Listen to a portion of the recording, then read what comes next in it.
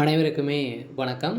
சற்று முன் கிடைத்திருக்கக்கூடிய ஒரு மிக மிக முக்கியமான செய்தி ஒன்று வெளியாகியுள்ளது. சற்று முன் செந்தில் பாலாஜி வழக்கில் உச்சநீதிமன்றம் பரபரப்பு தீர்ப்பு. இது மாதிரி பார்த்திங்கன்னா செய்திகள் வெளியாகிருக்கு.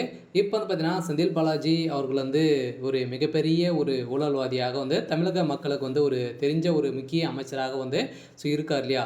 இந்த நிலையில் இப்போ டாஸ்மாக் உடைய நிறுவனத்தில் நடந்த ரைட்டின் அடிப்படையில் சதுரடியாக செந்தில் பாலாஜியுடைய ஒட்டுமொத்த கதையும் முடிந்திருக்கு.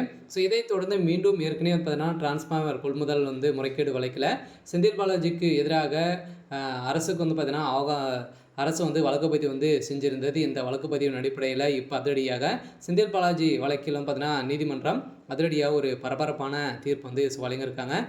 இந்த தீர்ப்பின் அடிப்படையில் செந்தில் பாலாஜியுடைய கதை ஒட்டுமொத்தமாக முடிய போகுது தான் அப்படின்றத ஒரு தகவல் வழியாக இருக்குது. இதில் எக்கச்சக்கமான கோடிகளும் பார்த்தீங்கன்னா இவர் கொள்ளையடித்திருக்காங்க அப்படின்ட்டு இப்போ நிரூபணமாயிருக்கு. இதை பற்றி இந்த வீடியோவில் நம்ம முழுமையாக பார்க்கலாம். அதுக்கு முன்னாடி நம்ம சேனலுக்கு இப்போ தான் நீங்கள் முதல் முறையாக வந்திருக்கீங்க அப்படின்னா மறக்காமல் நம்மளுடைய சேனலை சப்ஸ்கிரைப் பண்ணி சப்போர்ட் பண்ணுங்கள். வாங்க வீடியோக்குள்ளே போகலாம்.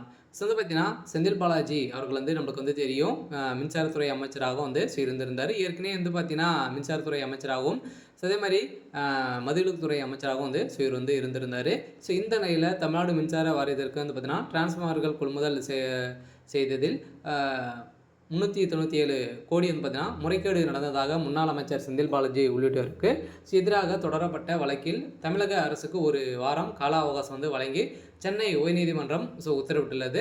இந்த உத்தரவின் அடிப்படையில் சென்னை உயர்நீதிமன்றத்தில் சரப்போர் இயக்கத்தின் சார்பில் பொதுநல வழக்கு ஒன்று தாக்கல் செய்யப்பட்டுள்ளது. அதில் 2021-23 ஆண்டு காலத்தில் தமிழ்நாடு மின்சார வாரியத்திற்கு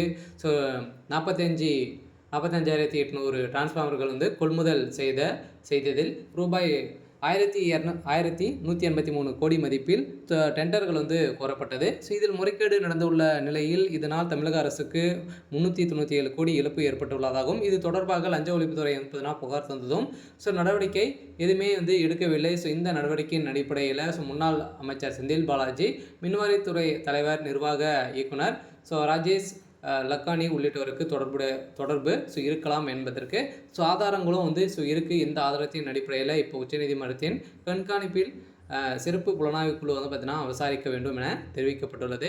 இந்த விசாரணை அடிப்படையில் வருகின்ற ஜூலையில் பார்த்தீங்கன்னா இப்போ 28ஆம் தேதி இந்த நிலவுக்கு வரப்போகுது.